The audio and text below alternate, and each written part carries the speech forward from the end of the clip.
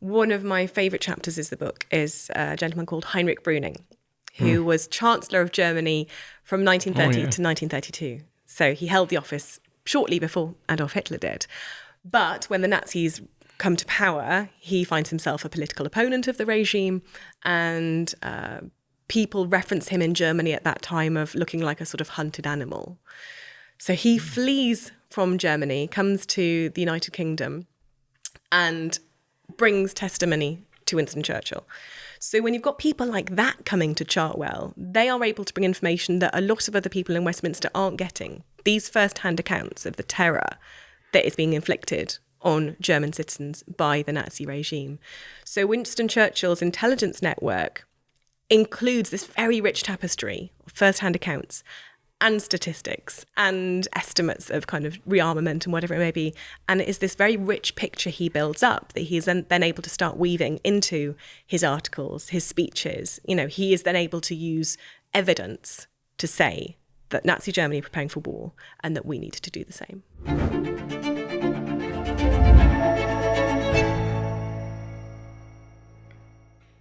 Hello, Katherine Carter. How are you? I'm very well. Thank you very much. Great to have you here. Katherine is the curator of Chartwell, which is full of Winston Churchill's house. How'd you get to be that? Tell us about your life. How'd that happen? So I am a very long-standing history geek, you could say. I remember I had a birthday when I was quite young, and my birthday falls on VE Day. And I remember the celebrations for the anniversary and just being astonished by the level of celebration and asking my dad, you know, what was the story, what happened? And I was told about the Second World War and the role that Winston Churchill had played, and immediately was bitten by the bug and wanted to know more. So I spent a lot of my life studying history. I studied at a university and then did a master's in museum and artefact studies, which then led me rather nicely to managing historic houses and, in due course, Winston Churchill's home. You're a member of the Royal Historical Society, is that correct? That is correct, yes. Yeah, that's a big deal. The National Trust owns Churchill's house. That's a prestigious bunch of people to work for. How long have you worked for them? I've worked for the National Trust now for 11 years, most of which at Chartwell. So I absolutely love it there. I mean, it's hard to think of a better place to work than Churchill's home. Well, I officially encourage them to leave you there. And if you get the wanderlust, call me, and I'll talk you out of it. I will. Winston Churchill was hit by a car in, 1933? And you've been hit by a car lately, haven't you? Yes, I think that shows a level of dedication to Churchillian historiography that few other historians can claim. Yes, unfortunately, it was at the outset of the time of writing as well. I'd spent several years researching my book, Churchill, Citadel, and then had this accident. And yes, it felt like there was a very strange kind of symmetry at that point in time. So the next step is you have to organize a cavalry charge. Okay, yes. Please do. Leave it with me. Yeah. This book that you've written is a fun book. If you're interested in Winston Churchill, it's a very good place to start. He liked the place a lot. We're going to talk about that some and how he lived in it. And the book is organized around mostly about important people who came there. And then you tell the story of the people and the things going on in the world at the time. And it's this amazing array of people. So if you want to sort of know what his life was like, it's a good place to start. There's a wonderful timeline at the end of it, too. That's a historian's deal, and good for you to stick to that.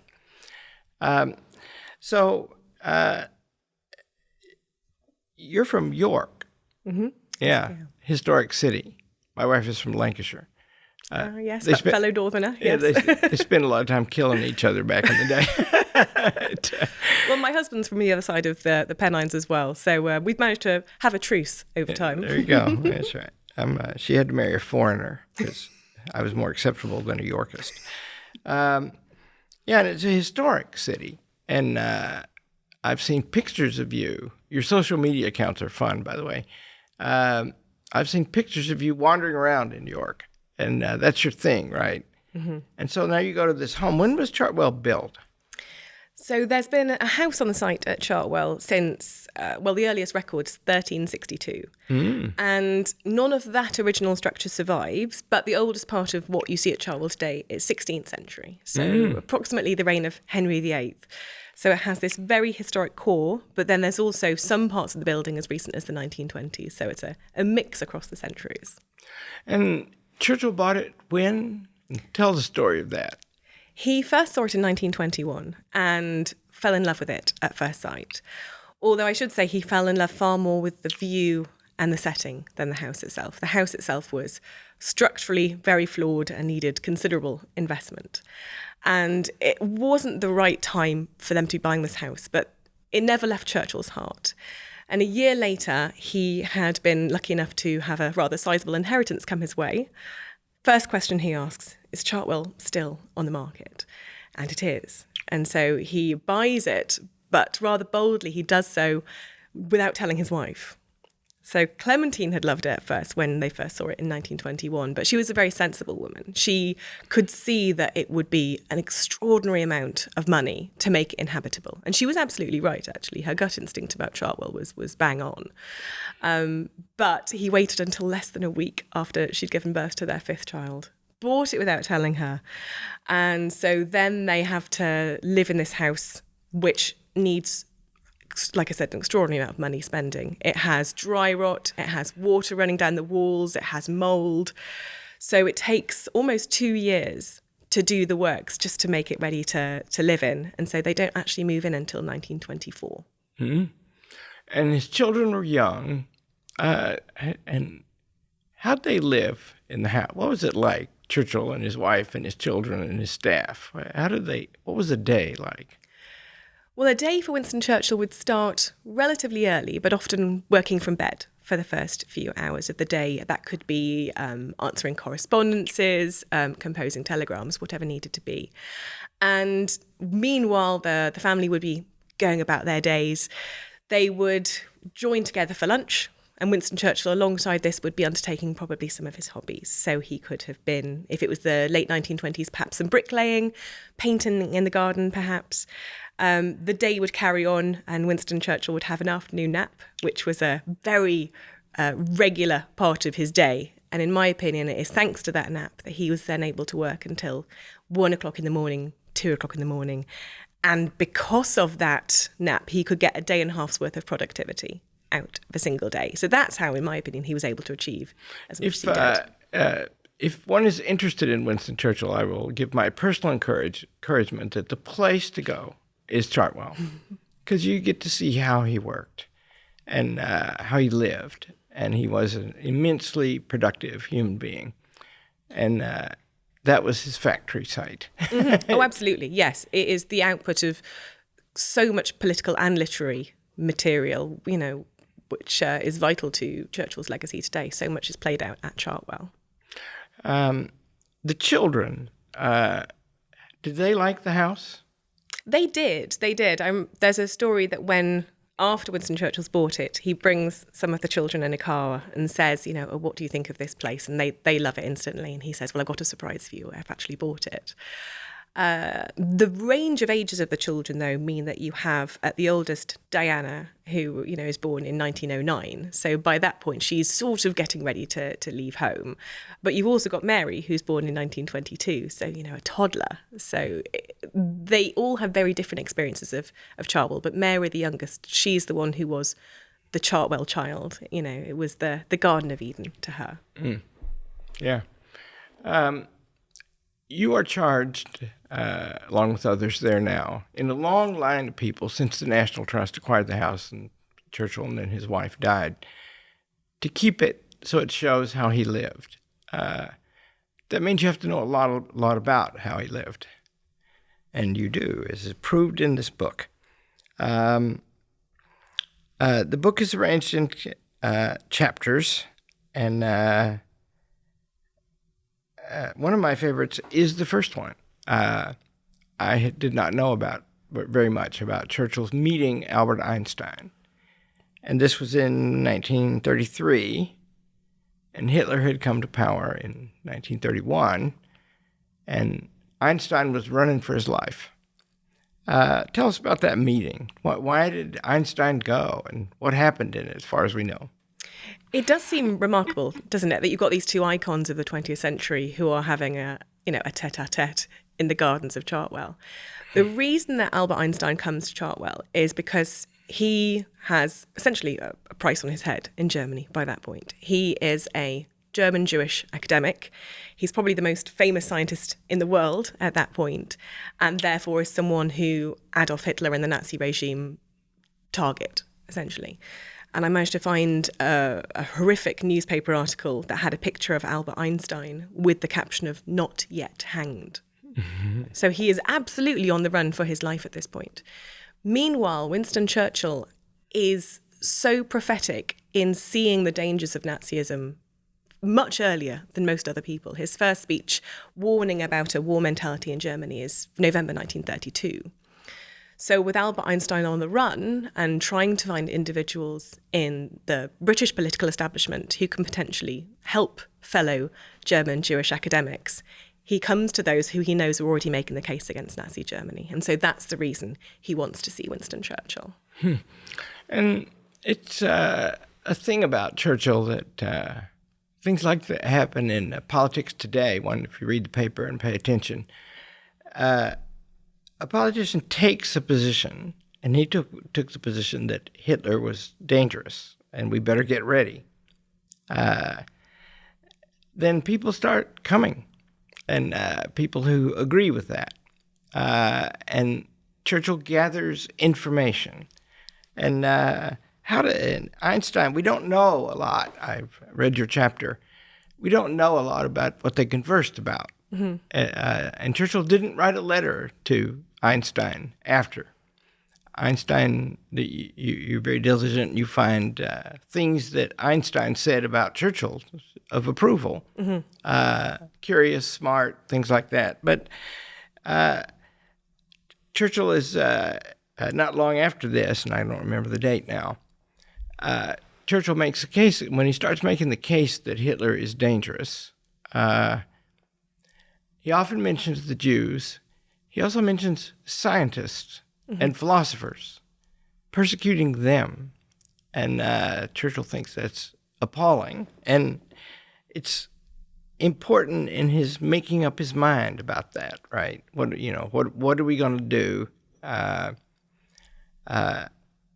met this person, and this person is a genius, and this person is running for its life. That's not good. So it's a kind of a first-hand observation, something different than reading the newspaper, which is on. Churchill did that a lot, right? Churchill started the day with the newspapers. Did he? Is that right? Do I remember that right? And there was people there working to bring him food and bed mm-hmm. and newspapers and then later correspondence, and all that was expensive. And in the 1930s, Churchill was not prosperous. How'd they cope with that?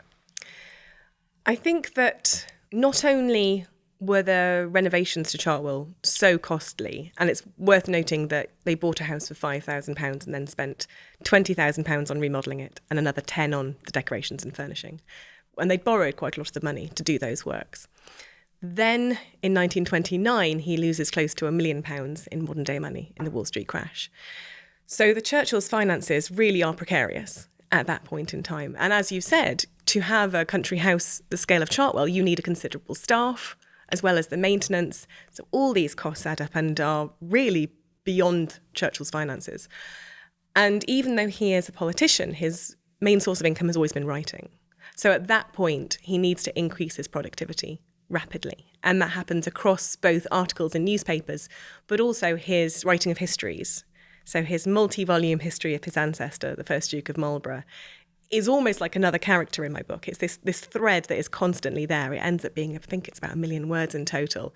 But the advance for that is a big part of what alleviated the Churchills' precarious finances at the outset of that decade. But there always needed to be more. There always need to be more articles and more interviews, whatever it needed to be to bring in that money. It was a factory. And if they had lived more quietly, they wouldn't have been they. And that meant that this expense of his life, he did live well, right? What were meals like at Chartwell? There's an interesting thing where, if you look across the 1930s, there are some chapters of the book, some meetings where they're actually quite low key. So there is wine being drunk, but it might be quite a traditional English dish being served. But if certain people visiting who he really wanted to impress, they were sort of political figures, diplomatic figures, they would often hire a cook to come in, especially. They couldn't afford a full-time cook at that point in time, but they would sort of, parachute one in. And at that point, it could be fine French cuisine. So, a vast array of really beautifully cooked French food often. But it's interesting that their food choices could oscillate depending on their finances and who was there. Where did they eat? Describe that place.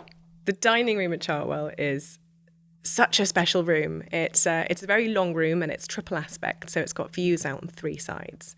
And it's got this wonderful sense of connection to the gardens as a result. And Churchill always used to sit facing the view. The view was what had captured his heart, so my gosh, he was going to look at that every minute that he could. The tables... He wanted the guests to be looking at him. Well, that too. The tables are quite interesting because a lot of people come to Chartwell and expect to see a long banqueting table. You would imagine it, Churchill sort of holding court. Whereas actually they're these relatively small round tables, not dissimilar to almost at today, because Churchill had an extraordinary sense of dinner table diplomacy. And if you had everyone feeling equal, then conversation could perhaps flow more naturally and he could have a bit more control. He was sort of similar distance from everyone, so he could command the room, but also make sure the people who were attending those dinners felt appreciated and welcomed and listened to, because he wanted them to come back. If they had intelligence that they could bring, or insights or testimonials, whatever it may be, to support his campaigns, he wanted them to have the best experience possible at Chartwell. A story about... one of my favorite stories. We were talking about India earlier, you and I. There's a man named Birla, and he's when I went to India last year, I found out that his family is one of the most important Indian families, and that Gandhi lived with Birla for a long time. And people love to say that Churchill hated the Indians. Birla writes a letter to Gandhi, which Martin Gilbert found in the Gandhi archive, and he says, although he's not a friend of our cause, that is the Congress Party in Indian independence, he said, a great friend of India is Winston Churchill. And he gave me lunch in London, and then he invited me to his home, and I spent the weekend with him. And he reports that it was delightful. See, a friend of India. Now that's, in other words, that's a foreign policy achievement, one around the dinner table. Mm-hmm. You're saying that's what Churchill had a sense of. Absolutely. He knew that by bringing people to Chartwell, he could create what was in his mind the perfect setting for these discussions about geopolitics, but in a relatively relaxed, informal, but also very private way. So they didn't need to be worrying about having these conversations in Westminster where potentially, the walls have ears. People could be very honest and very frank. And actually, the reports from people who had these meetings at Chartwell tended to be exactly as you say, that Winston Churchill had this prophetic sense of what was coming, but also really prioritised collective security and alliances. So he wanted people to feel support for his cause in order to be able to then support him in due course. Today's Veterans Day. Was Churchill, did he like war? What about war? That's a very interesting question. I think by the time of the book that we're looking at, so the 1930s, he is campaigning for rearmament and collective security, but primarily as deterrence for war. That is why he's saying Britain should rearm and Britain should rebuild its defences, because he hopes that by making it so apparent how ready Britain was, that would act as a deterrent for Nazi continuing territorial expansion. So I think it's, in my opinion, wrong to say Winston Churchill wanted war at that point in time. He was actually trying to avoid it. Yeah, my personal opinion, I think I can prove it. is that he was very taken with war, and he was good at it when he was young. He was good on the battlefield, good in the cabinet room. But at the Battle of Omdurman, he saw machine guns mow down a brave army. He didn't even like the army. That was dervishes. And if you read The River War, one of his best early books, he was horrified by that. He never attributes bravery to the British soldiers who were firing those guns. He does later to the ones in the cavalry charge in which he was. That's why you have to go organize a cavalry charge. Then you can write a book about it. It could be called Mine and Winston's. I'll remember that. It's a good idea. So this is urgent, right? Churchill is broke. Hitler is looming. There's a worldwide depression. Churchill is out of power. It's worse. The conservatives are in power, and Churchill is a conservative, and he doesn't like the Labour Party, and they're not giving him any help. So he's vastly outnumbered. The official policy of Stanley Baldwin is disarmament. So it's a direct thing. And some of these people who come to visit, these are people who Churchill is building a coalition to avoid that war and to overcome the policy of disarmament. And so that's T.E. Lawrence, Lawrence of Arabia. Tell about him. So T.E. Lawrence, although by that point going by T.E. Shaw, he had changed his name in a desperate attempt at some sort of anonymity because he was being hounded by the press. He would have paparazzi at his home. So he was trying to be below the radar and change his name. By the early 1930s, he is working for the Royal Air Force. And he and Winston Churchill have known each other for quite some time by this point. They've known each other since shortly after the First World War. And both have a really strong admiration and a deep friendship.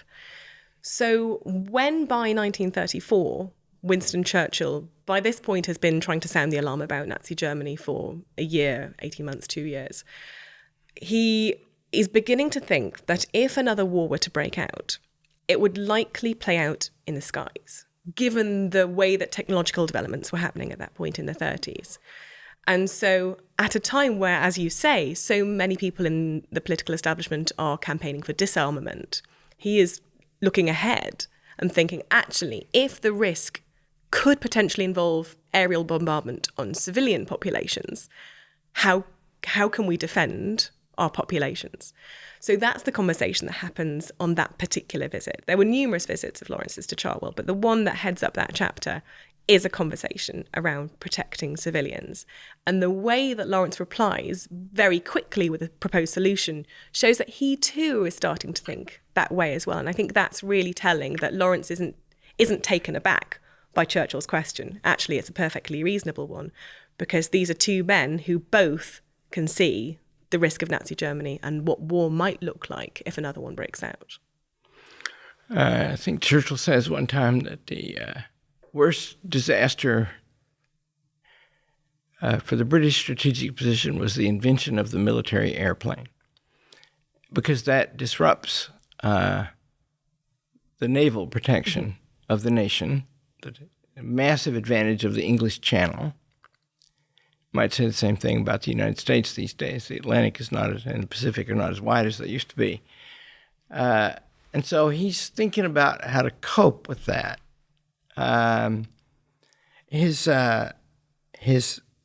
He built something. I've looked at your list.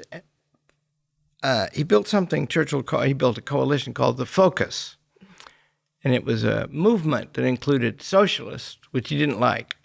Although it's interesting to me, a lot of his guests are very left. I mean, the Russian ambassador, Charlie Chaplin, Leon Blum, the French statesman. He's working with anybody to try to get airplanes built. That was the focus. We're going to forget about our other differences, and we're going to build an air force to protect this nation. His term later for the Second World War was the unnecessary war. Could have been stopped if those things had been done.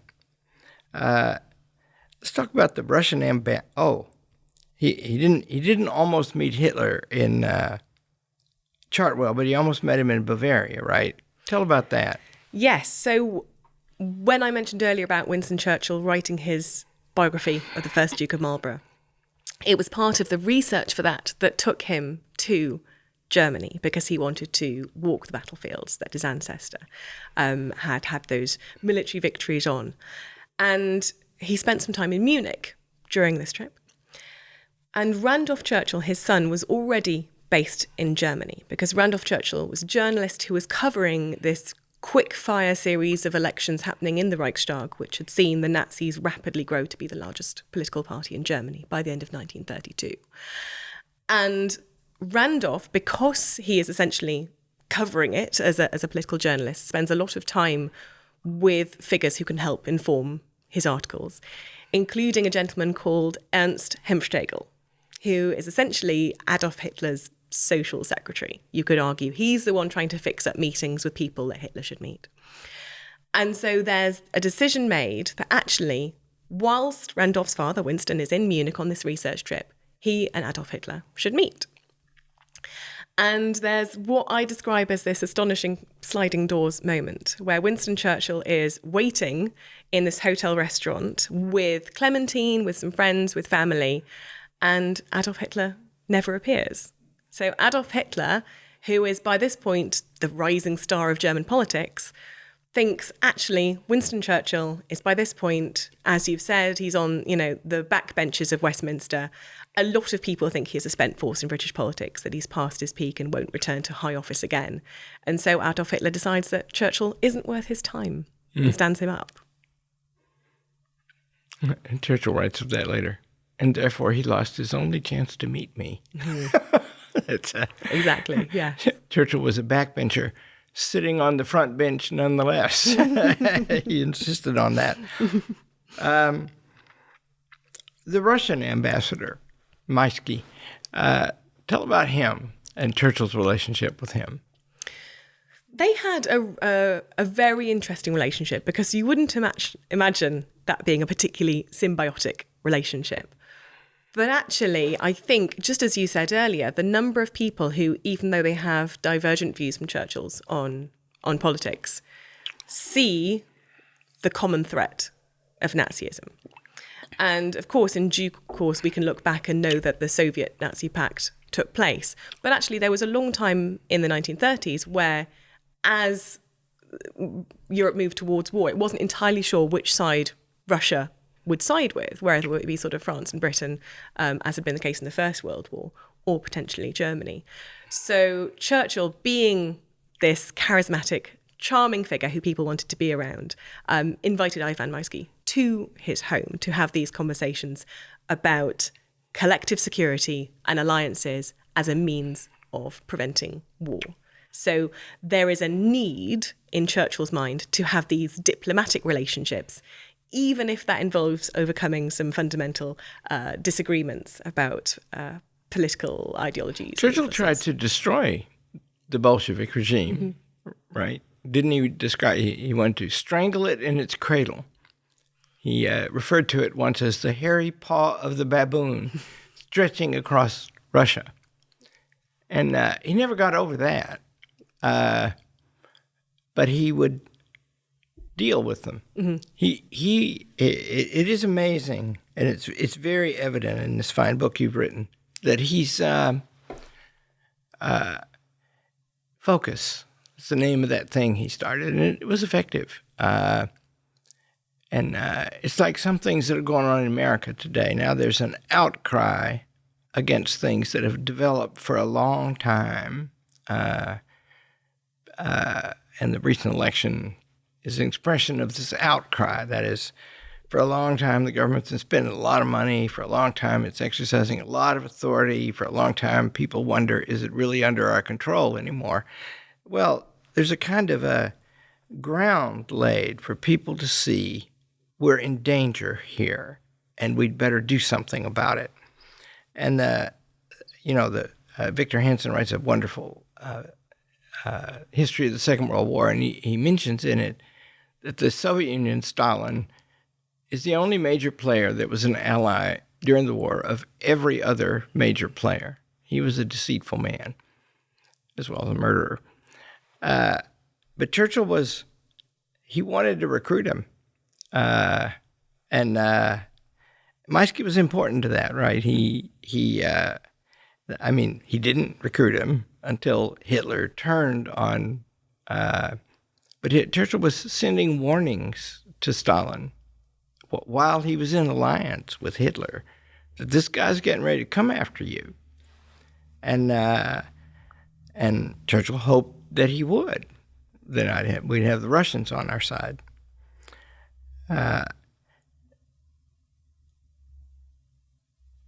Joseph Kennedy, he was the father of John F. Kennedy and Robert F. Kennedy, the son of Robert F. Kennedy, who's become important in politics in America in recent months. Joseph Kennedy was the American ambassador to Great Britain. Tell about him. The visit by Joseph P. Kennedy and his wife Rose in 1935 is a really interesting one because it's one where a mutual acquaintance of Kennedy's and Churchill's writes to Winston Churchill and says, Kennedy is currently on his way across the Atlantic to London. I strongly advise that you reach out to him and arrange a meeting with him, because by that point, Kennedy is particularly notable for having the era of President Roosevelt at that point. So if you want essentially a direct line to the American president, befriending Joe Kennedy could be a good way of achieving that. So Joe and Rose Kennedy come to Chartwell in 1935. And what's interesting is during Kennedy's wider trip to London, he is being greeted very effusively and people are hanging on his every word. Whereas when he comes to Chartwell, Churchill doesn't have time for niceties. There is an urgent need for an increased strengthening of Anglo-American relations at that point in the mid-30s and goes straight into campaign mode. And unfortunately, this doesn't land well with the Kennedys. Winston Churchill is reacting at this point to something called the Anglo-German Naval Agreement, which is an astonishing decision made in June 1935, where the British government agree that Germany can rebuild their navy to a third of the size of the Britain's fleet. But that ends up actually being British and Commonwealth fleets combined. So actually, it's giving the green light to massive naval growth by Germany. So when Kennedy comes to Chartwell, what Churchill is proposing is some sort of shared Anglo-American naval security police force, a way of sort of protecting the seas if Germany is going to start rapidly expanding. But unfortunately, for those who know of Kennedy's inclinations as the 30s wear on, he instantly writes off Winston Churchill, doesn't see any potential in this plan of Winston Churchill's, and actually goes as far as to say that he didn't trust Churchill. He had a really bad gut feeling about Churchill. And as the 30s wear on and his own inclinations come to light, he at one point references that war between Britain and Germany is inevitable and Britain will get licked, to use Kennedy's word, which Churchill is clearly astonished and outraged by. And there is no coming back for that relationship from that point. Parents who think they can control the opinions of their children could take caution because it was Joe Kennedy's son who made Winston Churchill an honorary citizen of the United States and thought he emulated his career after Churchill's. Wrote a book, Why England Slept. So that's when did Joe Kennedy cease being ambassador to the United Kingdom? It was once war had broken out. Yeah, that long. Mm-hmm. Yeah. And if you read the Foreign Relations of the United States, he was advising Roosevelt right up to the end. Joe Kennedy. Why was Joe Kennedy an important man? What was it about him? I think political influence is rich, right? Yeah, well, that too. He's really rich, and he used it. Mm-hmm. I can't remember how he made his money. I've read that he was accused of being a bootlegger, selling illegal whiskey. But he used that for his son, to get his son elected president. And so Roosevelt's got to think of him as a formidable political force. And Roosevelt is meanwhile sending other people to see Winston Churchill, after the war breaks out at least, to find out if they really are going to fight. Harry Hopkins and some others eventually have a mental block. Averell Harriman. So that's all delicate, and that didn't go very well. There's one of them where you go into several people who tell Churchill about what's going on in Germany. There are absolutely numerous individuals who come over from Germany, from a wide variety of backgrounds. One of my favourite chapters is a gentleman called Heinrich Brüning, who was Chancellor of Germany from 1930 to 1932. So he held the office shortly before Adolf Hitler did. But when the Nazis come to power, he finds himself a political opponent of the regime, and people reference him in Germany at that time of looking like a sort of hunted animal. So he flees from Germany, comes to the United Kingdom, and brings testimony to Winston Churchill.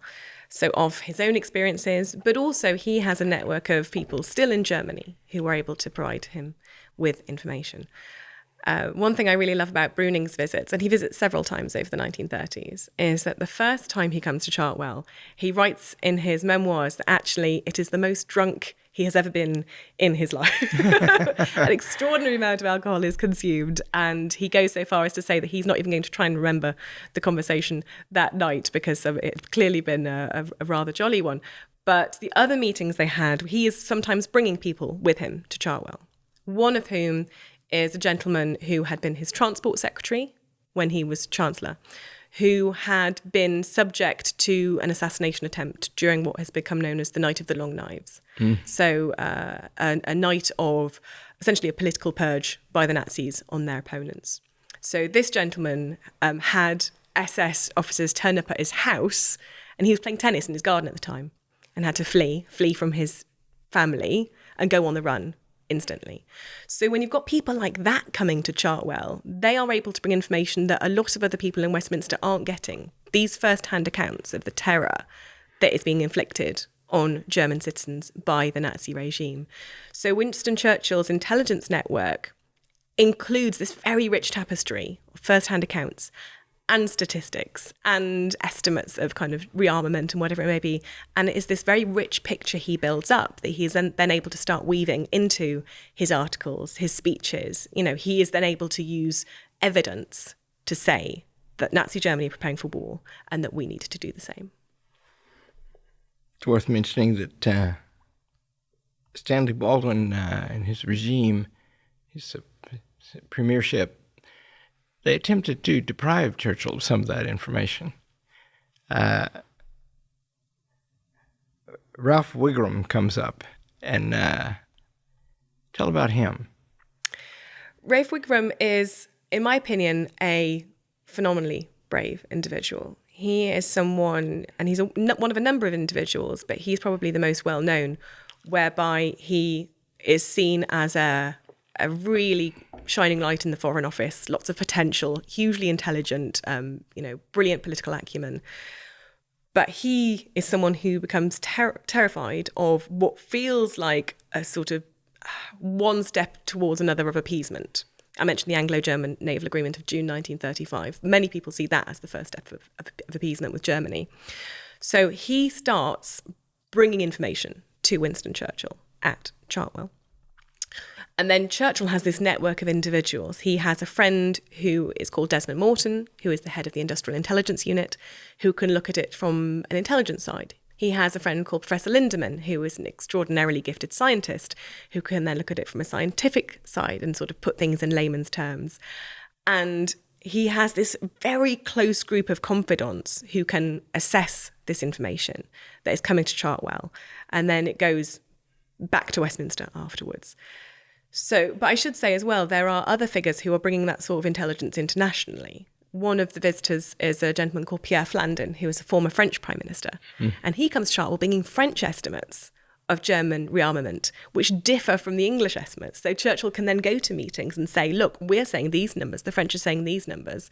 Why is there this difference? Because the French ones seem right to me and those numbers are higher. And he can start to use this intelligence being brought to Chartwell to make the establishment maybe start to question itself a bit, maybe think, actually, we maybe do need to be investing more in defence at this point.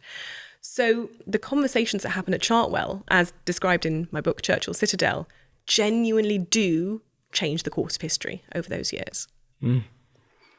Yeah, and if you read the story of the 1930s, which much of which you tell in this book, efforts to silence people, pressure on newspaper editors not to publish Churchill. That's how he got his living. Almost had to leave politics because he was broke.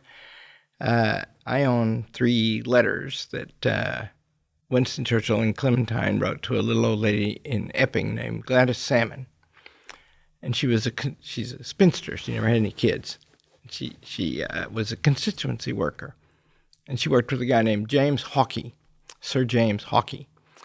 And they went round and tried to get local constituencies in the Epping district, later called Woodford, not to deselect Churchill so he'd be out of Parliament, because they were getting pressure from the Conservative Central Office to do just that thing. And Churchill, he's writing books and making a living and assembling information and writing his own speeches and having a big effect. And he doesn't have time to go, what is it? It's North London, right? So it's, Chartwell is south of London. He didn't have time to go all the way up there and work each one of those. I remember one of the constituencies was Thaden Boys. Here, he gives a speech. Here in this quiet village of Thaden Boys, he says, boys.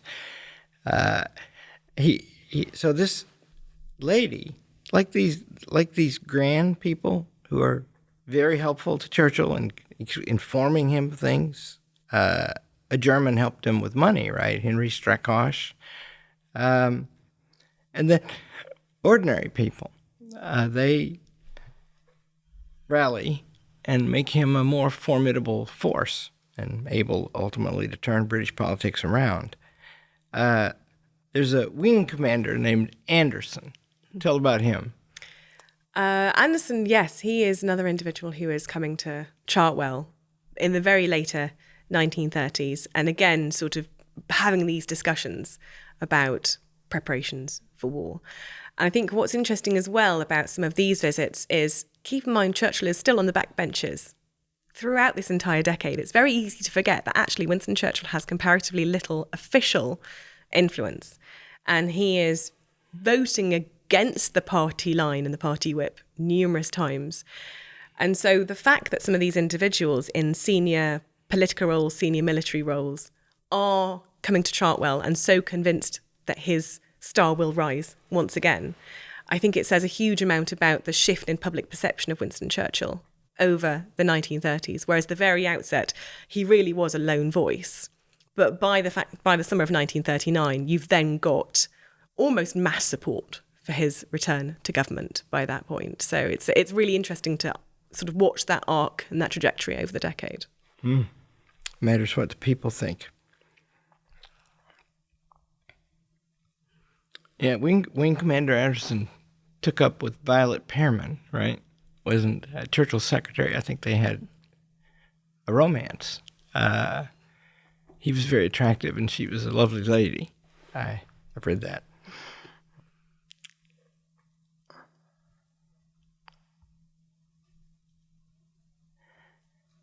This is a wonderful tour of Chartwell.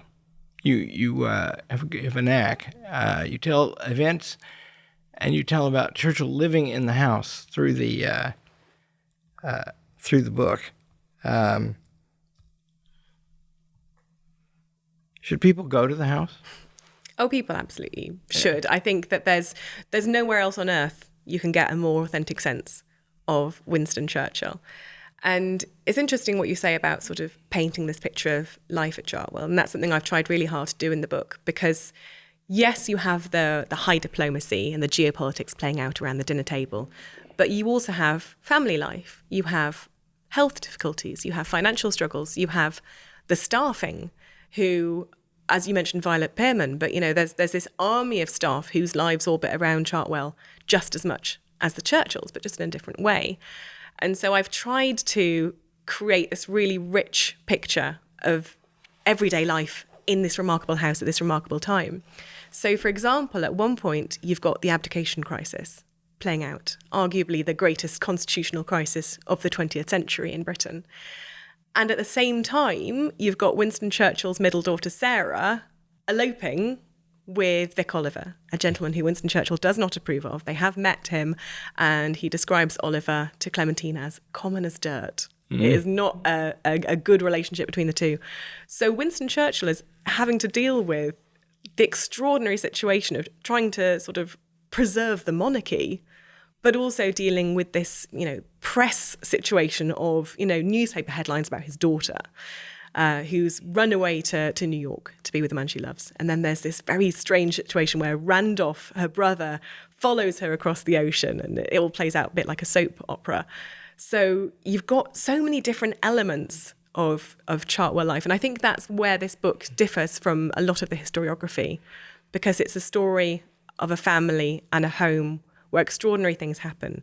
But you also have the likes of the chauffeurs getting annoyed because they're doing too many late nights. So there's so many different players involved. And I think that's where this book is really unique. Yeah, and having trouble paying them. Tell about the abdication. So what was the Abdication Crisis? The Abdication Crisis was the situation that arose when King Edward VIII wanted to marry the twice divorced Wallis Simpson, an American from Baltimore originally.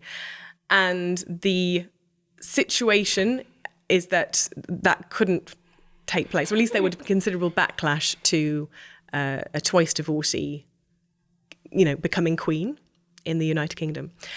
And the government of the day threatened essentially to, resign over the matter. And it's a huge, huge crisis in politics. But Winston Churchill, he has a slightly sort of longer game in mind.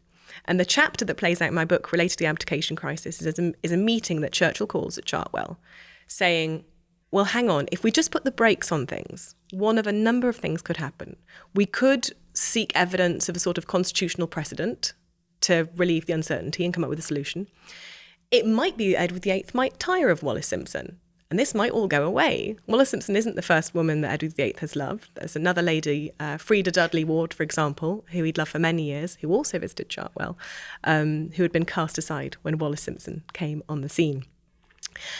So, but also, is it potentially helpful for Churchill to have something to be in opposition to the government about that seems to have quite a lot of popular support? There are a lot of people who actually think the king should be allowed to marry for love. Whether Winston Churchill's motive was quite so romantically driven, bit of a question mark, but certainly he could potentially stand to benefit from having this really kind of mass support, potentially. Now, unfortunately, this was one of the instances over the course of the 1930s where Winston Churchill essentially backed the wrong horse. He hadn't quite read the public mood correctly. And interestingly, Clementine had. She had sensed that, this wouldn't happen. And then at the coronation of Edward VIII's younger brother, George VI, Winston Churchill turned to Clementine and said, I see now that you are right. The other one, meaning Edward, wouldn't have done. But this is Winston Churchill, this meeting that happens at Chartwell, thinking he has potentially the ability to control the entire situation and make it come good for him. So it really is a phenomenal moment in British history, but it is one of the things that derails Churchill's influence at that point. Because it's a disastrous debate, right? Yes. And Churchill is, the whole house is against him, and he misread that too. Did Edward VIII deceive Churchill? There's certainly an element where he doesn't keep Churchill up to date with his thinking, because Winston Churchill is planning on making the speech in this House of Commons, by which point Edward VIII has pretty much decided to abdicate. So Winston Churchill is still backing Edward VIII being allowed to marry Wallis Simpson, or at least to play for time, as I said, to not sort of say it couldn't happen. So it's just a real shame. And actually, Edward VIII in his memoirs later says that one of the greatest sadnesses of his life is that Winston Churchill was subject to that level of embarrassment in the House of Commons in his defence. And that's something that stayed with him for the rest of his life, that this person who had done so out of loyalty to him suffered. Oh, I didn't know that. Yeah.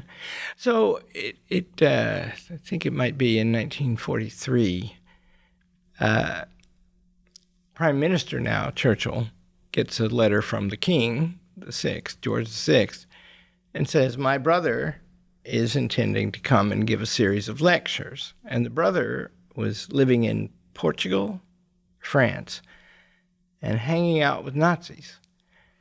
And he was and they feared that the brother was going to give, end of the war speeches across the country.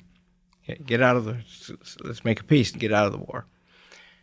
And Churchill writes him a letter, and it's short. I can paraphrase it pretty closely. My dear Windsor, I write to remind you that you are a field marshal in the British Army and therefore subject to all the rules of courts-martial. You've been appointed Governor General of the Bahamas, and you have not reported to your post. There will be a ship waiting for you at some nearby port, and you will get on it and go. And so that's always jaundiced my view of that episode of Edward VIII. Later, when Churchill was Prime Minister for the second time, when Elizabeth II is she has her coronation, and that's a big thing. And Prime Minister Churchill is mediating with the family about Edward VIII and Wallis Simpson's attendance, and he's very he's energetic in smoothing everything over so Edward VIII can come. And so you have these big episodes concerning this monarch and ex-monarch, and in Churchill standing up for him, doesn't work out for Churchill. Churchill's threatening him, and then Churchill is treating him with great respect. And they did seem to be cordial there in 1952. Is that when she came to power, when she became the monarch and had her coronation? So yeah, it is amazing, isn't it? These and see, because you've located the book in this place where you work, you sort of can't miss that this is he's a human being. He's doing monumental things amidst all the problems that human beings have and all the loves that they have. Churchill used to play with his children. Churchill was fun. Do you think that? Absolutely. Yeah. He definitely. There's a lot of fun in the house. Yes. Oh my gosh, to be a fly on the wall at those dinners. Yeah. One of my favourite stories about a meal at Chartwell is one where Winston Churchill has decided to explain the Battle of Jutland. Mm-hmm. So First World War naval battle. And it's not just enough to explain it. He ends up using the salt and pepper shakers as the ships and blowing cigar smoke as gunfire to, explain the battle. And there would, champagne flowing and potentially music playing and rich conversation. And so you're absolutely right. It would have been a really, really fun place to be. Of course, balanced with the seriousness of major events playing out. But if dinners were entirely sombre, then you wouldn't have people wanting to come back time and time again. There needed to be that sort of light and shade. And you mentioned about Winston Churchill as a father. Certainly, I think that the way that his children and also his nephews and his niece talk about him as an uncle, I think he was trying to break the mold of how his father had been with him. And I think he did that very well because his father was exceptionally cold as a father, would write letters to Winston Churchill away at boarding school saying you're a wastrel and you'll never amount to anything. Whereas Winston Churchill was a very, very loving father. And in fact, perhaps in some instances, spoiled his children, so because he was that determined to not be like his own father. Particularly in Randolph's case, I think it's safe to say that if you're telling your son you're going to be an MP by 18 and Prime Minister by 25, you're creating a very distinct sense of what that person's life is going to be like. And that's a very hard thing to live up to. But Winston Churchill was so convinced that his son would achieve greatness. But you're right, a really fun character to be around, definitely. He wouldn't have had the popularity and the charm and the people hanging on his every word had he not been a fascinating and fun person to be with. The big events in American politics in recent days, and one part of it is the emergence of Elon Musk, he's the richest man in the world. He's been around for a long time, but he apart from his amazing feats, he has a big sense of fun. He makes fun all the time. He's he bought Twitter for a god-awful amount of money, and he carried a sink in there when he walked into Twitter the first time, saying, "Let this sink in." And now he's posted a picture of himself. I think he photoshopped it in or near the Oval Office, holding a sink. So I like that about. I know him a little bit, and I like that about him. He's got a sense of adventure. Churchill surely had that. End of this month is Churchill's 150th birthday. What should we know about him on this birthday and remember? To me, the most important thing about Winston Churchill's legacy is that to have courage in your convictions and to be determined and persevere, which is exactly what plays out in Churchill's Citadel, that he is so convinced of the threat of Nazism and won't relent, even though, plenty of people around him are saying, he is risking damaging his own political reputation by carrying on with this campaign. And he stays true to what he believes. And in doing so, he shows the role that one individual can play in changing the course of history. Were it not for Winston Churchill, there is no question that the course of the Second World War would have been very different. So if we can all take away that sense of courage in our beliefs and staying true to what we think is right, then we can all have the power to make the world a better place. Great. Well, fate has put you in just the right place, and you've produced a wonderful book, Churchill's Citadel by Katherine Carter, and she's a great person, and I'm proud to have had you on this podcast. Thank you so much for having me.